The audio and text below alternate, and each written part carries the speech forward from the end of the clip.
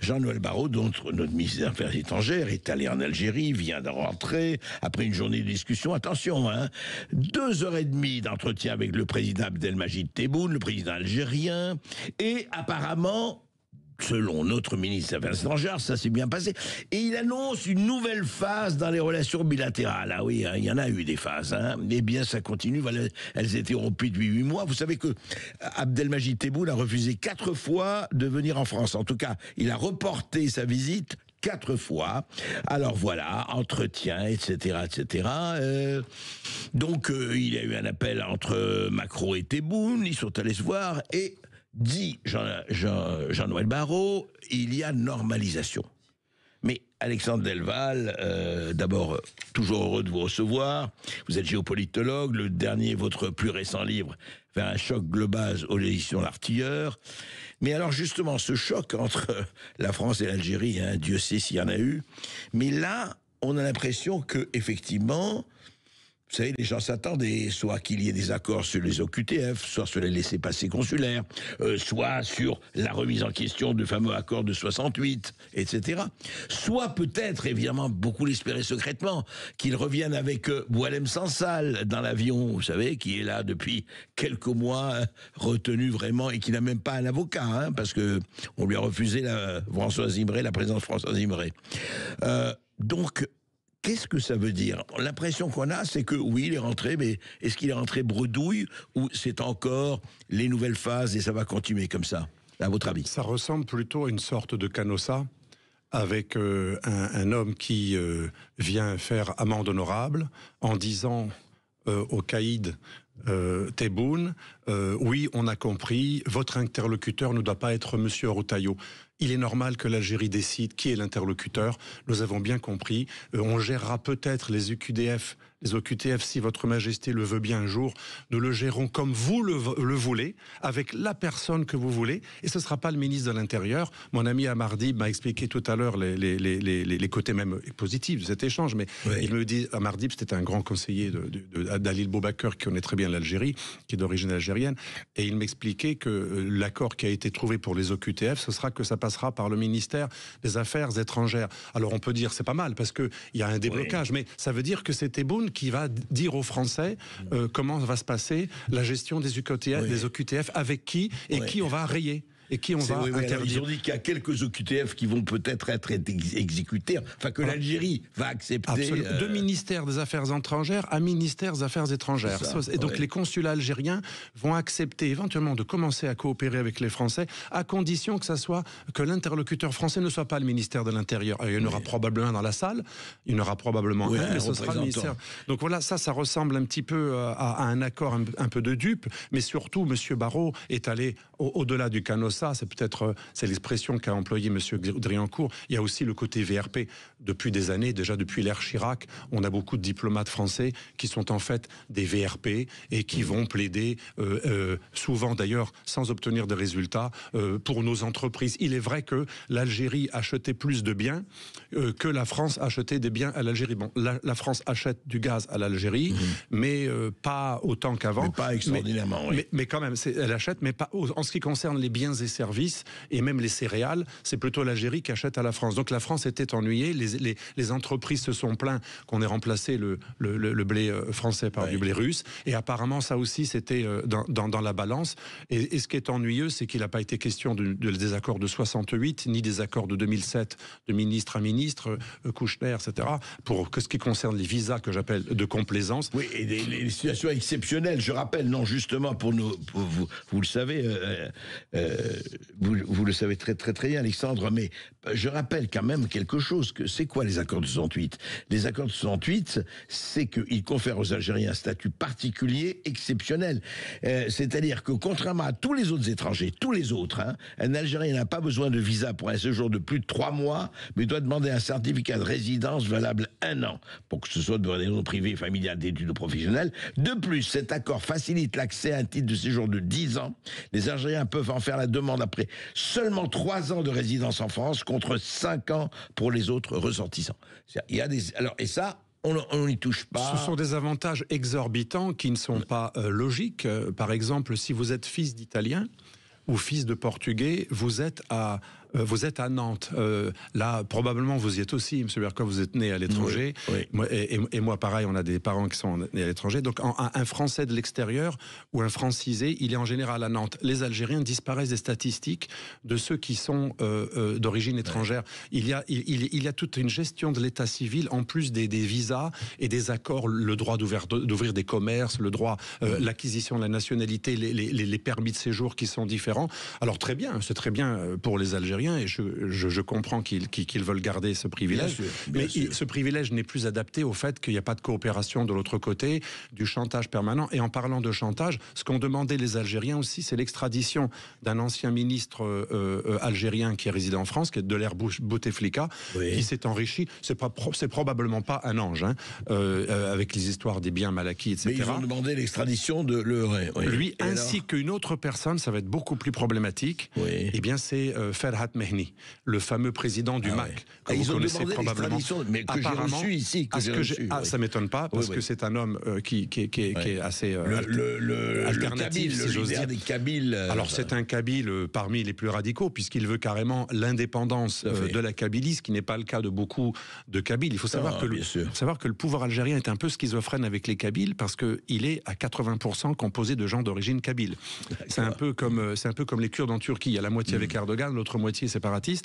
Et donc, c'est sûr, c'est un sujet très chaud. On peut comprendre. Ils ont demandé, pardon, c'est intéressant, c'est une information qu'on n'avait pas. Apparemment, ils ont demandé l'extradition de Ferhat Mehni. Enfin, Ferhat Mehni, le chef du MAC, le mouvement pour l'autonomie de la Kabylie, qui est plutôt maintenant l'indépendance de la Kabylie. En tout cas, il est perçu comme indépendantiste, donc c'est un ennemi absolu, idéologique pour l'Algérie. L'Algérie aurait demandé son extradition, ainsi que l'ex-ministre algérien qui s'est enrichi et qui était en France.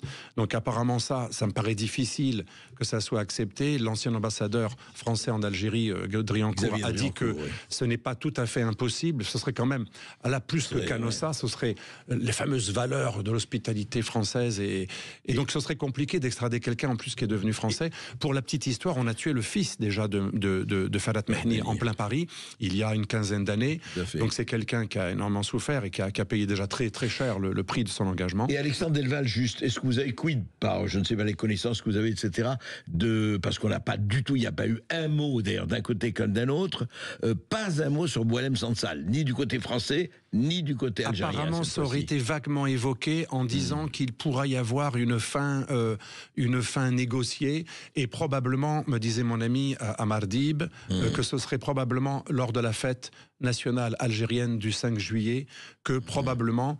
Enfin, c'est assez possible qu'une grâce arrive, une sorte de concession royale de quelqu'un qui ferait un geste très magnanime et qui présenterait ça à son peuple dès lors que j'ai obtenu la peau de Retailleau, qui sera plus un interlocuteur, dès lors que... Carrément, c'est ce qui a été exigé par l'Algérie. On ne veut plus savoir... Oui, parce que on ne veut plus aucun rapport avec lui. Tebboune a dit, moi, mon seul référent, c'est Macron. C'est Macron. On veut bien recevoir son envoyé Barrot. On veut bien que les OQTF soient gérés par le ministre. Pas question Retailleau. On a carrément exclu de la gestion des OTF, selon les Algériens, même le ministère de l'Intérieur. C'est-à-dire qu'il faudra qu'il soit officieusement là. Donc c'est quand même assez lourd comme demande. Alors il est vrai aussi que l'Algérie a quand même quelques intérêts. C'est pas que Canossa. L'Algérie est très isolée en Afrique. Et il est vrai que laisser tout le leadership pan-maghrébin au Maroc, qui a un fonds national, l'ex-ONA, qui investit partout, avec un formidable interventionnisme économique du Maroc dans toute l'Afrique de l'Ouest, un rayonnement. Peut-être que l'Algérie se sent un peu isolée. D'ailleurs, l'Algérie est isolée. Même les BRICS n'ont pas voulu faire rentrer l'Algérie dans les BRICS. Ils ont eu le droit au strapontin. Donc il y a peut-être un peu de ça, mais on a l'impression quand même que ce pays a un tel pouvoir de nuisance sur la France en raison de la présence de 4 millions d'Algériens officiellement. Mais comme je disais par ailleurs... On disait pas 6 millions, on ne sait pas. Beaucoup plus, parce que beaucoup sont en dehors des statistiques. Là, on parle des gens qui sont encore répertoriés dans les consulats algériens, qui sont encore de nationalité algérienne, mais beaucoup de troisième génération, ce qui est normal d'ailleurs, hein, je ne m'en indigne pas, sont disparus des statistiques. Donc en fait, Algériens et d'origine algérienne, on a probablement un chiffre nettement supérieur. Et ça pèse évidemment sur la manière de négocier ou la manière d'avancer. Moi, je le vois dans les commentaires quand je fais des émissions sur l'Algérie. Je reçois. Alors, je dis pas que c'est les plus représentatifs, mais ils existent. Je reçois beaucoup de commentaires assez chauds, faut vous dire, qui me disent, de toute façon, la France, nous la mettons à l'amende. La France, on peut la mettre à feu et à sang quand on veut. Nous allons vous faire payer la colonisation pendant au moins 130 ans, ce que vous nous avez humilié. À notre tour de vous coloniser. Alors, ils disent pas ce mot, mais c'est du genre. C'est du genre. Voilà, on va vous le faire payer, mais énormément de commentaires. Certains sont même pas méchants contre moi ou agressif ou menaçant, c'est une idéologie d'État. D'ailleurs, Tebboune le dit très souvent, ils nous ont colonisé 130 ans, on va les emmerder pendant 130 ans. Il dit pas le mot emmerder, mais on va leur faire payer de toutes sortes de manières. Et donc ça n'a pas été remis en question. Cette ingérence incroyable de l'Algérie qui veut gérer les affaires de la France, notamment les affaires islamiques. Est-ce qu'il est normal, et mon ami Amar Dib était l'ancien conseiller de Dalil Boubaker, est-ce qu'il est normal que des gens qui n'ont aucune compétence pour gérer le culte, qui n'ont aucune forme de transparence, qui ont fait des sociétés pour que tous les produits européens qui sont exportés par la France vers l'Algérie soient labellisés halal, et l'argent va dans les poches. Effectivement. Non, mais l'argent va en dehors de la viande halal pour les Français. La mosquée de Paris a réussi à avoir quelque chose d'incroyable, le monopole de la gestion de la labellisation halal de toutes sortes de produits qui passent de la France vers l'Algérie. On a carrément une gestion du culte qui est une gestion affairiste. On a des gens qui ont dit tout et leur contraire, qui ont fait de l'ingérence. On parle d'ingérence française en Algérie, mais avec la mosquée de Paris, depuis que Boubacar, qui était un grand patriote français, en plus d'être algérien, on a des gens qui sont une sorte d'ambassade bis. D'ailleurs, ça se dit même dans la communauté algérienne, l'ambassade bis de l'Algérie, et qui fait de l'ingérence dans les élections françaises. Et donc tout ça, c'est pas remis en question. La France n'est pas arrivée en disant on va faire des concessions, mais en échange, il y a des choses qu'on ne veut plus jamais voir, qu'on ne tolérera pas. Et c'est intéressant de voir que Jean-Noël Barrot parle de normalisation. Quelle normalisation? Donc, ce que vous décrivez, c'est ça l'état normal. Il n'y a rien de normal, en fait. Voilà. Dans les relations entre la France et l'Algérie, il n'y a rien de normal, puisqu'il est plus facile pour un Algérien d'avoir plein de documents et d'autorisations et de libre circulation que pour un Tunisien et un Marocain. Mais à quel titre? Si l'Algérie avait un rapport un peu filial, une ex-colonie, mais qui a beaucoup d'amitié pour son ancien mère patrie, on pourrait comprendre qu'il y ait des faveurs. Mais dans la mesure où c'est le pays qui nous en veut le plus, même les Vietnamiens qui ont été bombardés au napalm par les Français et les Américains, ils pourraient nous en vouloir encore plus. L'Algérie a un discours d'État francophobe depuis toujours, mais depuis Bouteflika, et ça a été accentué encore par Tebboune, c'est un discours existentiellement francophobe. Donc il n'y a rien de normal dans cette relation. Comme ils ont rétabli, vous vous rappelez, le paragraphe dans l'hymne national algérien, le paragraphe anti-français, absolument. Qui est dans l'hymne national. Absolument. Et quand pardon, je fais très vite, quand monsieur Tebboune dit qu'en France, le plan de Retailleau et de l'extrême droite, qui n'a plus grand-chose avec l'extrême droite. Alors on est quand même très loin des... Il faut aller voir les vrais fachos en Allemagne de l'Est ou dans les pays, ou même en Turquie, ou en Ukraine, ou en Turquie avec les loups gris pour voir ce que c'est. Mais quand les Algériens disent à leur peuple qu'en France, il y a toute une droite et une extrême droite qui planifierait la déportation massive des Algériens... Voir le génocide. Pour continuer le génocide, absolument. Voilà. Si vous voulez, là, on est dans une outrance inacceptable, et là, il n'a rien obtenu de tout cela, monsieur Barrot. Tout à fait. Alexandre Delval, on va continuer à en parler parce que après cette petite pause, qu'est-ce qui va se passer? Qu'est-ce qui se passe? Qu'est-ce que ça dit de la France par rapport à justement ce qui se passe aujourd'hui avec Trump d'un côté, avec Poutine de l'autre? On va en parler tout de suite après cette petite pause. À tout de suite. Sud Radio Berkoff dans tous ses états, midi 14h. André Berkoff. Et nous sommes toujours avec Alexandre Delval, géopolitologue, auteur de son plus récent livre, et que je vous recommande, Vers un choc global, aux éditions L'Artilleur. Alors justement, par rapport à ce qu'on a dit, Alexandre Delval, ce que vous avez dit sur l'Algérie, la position de l'Algérie et les rapports Algérie-France, que peut-on dire aujourd'hui? Parce qu'il y a la situation que vous connaissez au moins aussi bien que moi, et ce qui se passe avec le choc tarifaire de Trump au niveau de l'économie mondiale, avec ce qui se passe entre les pourparlers avec Poutine, bientôt en Arabie Saoudite, avec tout cela. Et on se dit, mais quelle est la position de la France? Est-ce que nous sommes devenus spectateurs? De quoi est la position française en particulier et européenne en général, il faut bien le dire. Je rappelle qu'Ursula von der Leyen vient de dire, 3 jours après avoir dit non, nous allons rétorquer, on va faire 0 tarif. Non, on a parlé à Trump, 0 tarif pour tout le monde. Qu'est-ce que ça veut dire? La France aujourd'hui, comme l'Union européenne, parce que l'Union européenne n'est pas un sujet géopolitique, elle n'est pas perçue comme une puissance, puisque pour la défense, on a besoin des Anglais. Déjà, c'est un immense aveu d'impuissance. Quand l'Europe parle de défense, c'est du quadrilatéral entre 4 ou coin latéral, c'est entre 4 ou 5 ou 6 pays qui ont une défense pas trop détruite, mais qui a été quand même endommagée. Et les Anglais sont l'un des 2 pays qui ont la défense la plus capable d'amener une force. Donc on voit bien que l'Europe ne fait rien. Ce n'est pas Bruxelles qui va faire la défense européenne. Il y aura jamais d'armée européenne. La défense est quelque chose de très souverain, de très régalien. En ce qui concerne les muscles que montrent Starmer et Monsieur Macron surtout, qui a pris le leadership de tout ça, ça a commencé il y a 1 an et demi quand il disait en Europe de l'Est, devant des gens qui sont aux portes de l'ogre russe, il s'est permis le culot de leur dire ne soyez pas lâches, alors que la France donnait beaucoup moins proportionnellement, même que la Hongrie en termes d'aide purement financière. Et quand on dit que la Hongrie est pro-russe, c'est pas vrai. Ils veulent pas donner d'armes, ils veulent pas être co-belligérants. Mais même des pays comme la Slovaquie, la Hongrie et tous les pays d'Europe de l'Est, bien sûr, proportionnellement se sont saignés pour aider leurs voisins ukrainiens. Et donc on a un président qui donne des ordres. Là, ça me fait penser au Petit Prince, qu'il est obligé de donner. Par exemple, quand il dit on va envoyer des troupes alternatives en Ukraine. Alors déjà, c'est très loin du front. Voilà, maintien de la paix. Oui. Alors déjà, ça fait très peur aux gens. Hein. On leur dit, ce sera loin du front. Ce sera des troupes de maintien de la paix qui arriveront une fois qu'il y aura eu une négociation. Alors c'est vrai, c'est très révolutionnaire. Et c'est des forces qui vont remplacer les Américains, envers qui on ne va pas céder. Or, c'est justement ce que voulait Trump. Trump, il voulait que des troupes européennes et de l'argent européen prennent le relais des Européens pour payer les entreprises américaines qui vont reconstruire l'Ukraine. Ça va être de l'argent européen. Et pour pas avoir à risquer une confrontation directe en cas de violation de cessez-le-feu, ce sera des troupes européennes, que d'ailleurs Poutine refuse. Ce sera des troupes internationales. Ça va être très compliqué. C'est de la gesticulation, c'est de la communication.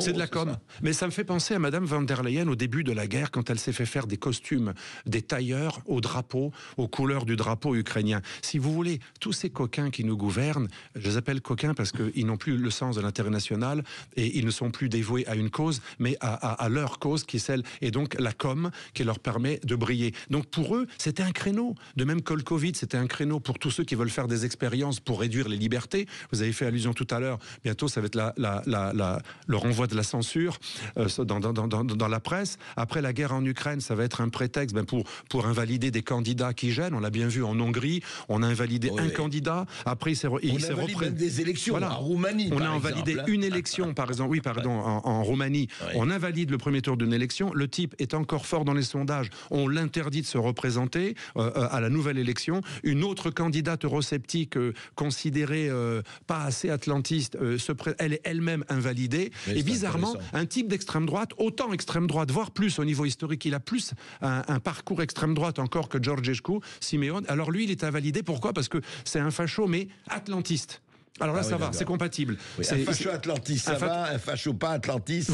En fait, le critère de sélection du fascisme de l'Occident globaliste, c'est vous avez le droit d'être facho, voire même parfois nazi, comme des Croates dans les années 90 ou les Ukrainiens du groupe Azov, si vous êtes atlanto-compatible. Inversement, si vous n'êtes pas du tout facho, mais atlanto-sceptique, alors là, on vous classe dans la catégorie des fachos. Donc c'est très intéressant de voir tout ça, c'est de la com. Alors on prend le drapeau ukrainien. Macron, à un moment, avait même fait la barbe de quelques jours, le gant de boxe, un t-shirt à la Zelensky. Les muscles qu'on n'a pas véritablement extrêmement volumineux non plus. On montre des muscles qu'on n'a pas. Et tout ça, c'est de la com, parce qu'effectivement, ça marche. Hein, quand il a fait son discours sur la menace existentielle russe, apparemment, et c'est là que malheureusement De Gaulle avait, et c'est pas méprisant envers mon peuple, hein, je m'inclus dedans, mais quand De Gaulle disait les Français sont des veaux, il aurait pu le dire de n'importe quel peuple. Les masses, quand vous faites du cerveau reptilien, c'est connu en psychosociologie, quand vous actionnez le cerveau reptilien, la peur.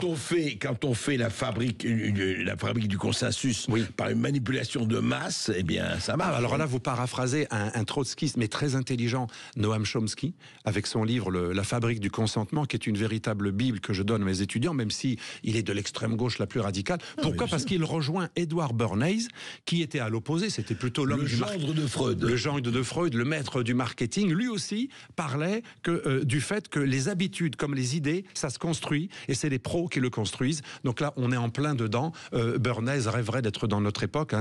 Son oncle disait de lui-même qu'il était cynique et immoral. Moi, je conseille vraiment de lire Bernays. Il date de 1928, il est prémonitoire. Extraordinaire. Il est totalement une société de l'hyper-contrôle, mais qui passe par le consentement acquiescé, ou comme la Boétie, la soumission volontaire. La servitude volontaire. Et c'est pour ça que moi je soutiens, et je suis heureux d'être en démocratie, hein, qu'on me fasse pas dire ce que j'ai pas dit. Je préfère 10 fois la démocratie, parce qu'on est quand même un peu plus libre physiquement. Mais en démocratie, je soutiens, et c'est un prochain livre que je ferai, on a plus besoin de mentir et de manipuler et d'influencer en démocratie, puisqu'on doit susciter le consentement, l'adhésion. Donc forcément, il faut développer beaucoup plus de manipulation. Là, on est en plein dedans. Sauf que les effets pervers de la manipulation sont très importants. Hein. L'enfer est pavé de bonnes intentions, comme vous le savez. Et il y a souvent un boomerang, comme le menteur qui ment et un jour il se fait trahir. C'est pour ça que vraiment, il faudra peut-être un de ces jours arrêter un peu ce massacre. Merci Alexandre Delval. Merci à vous.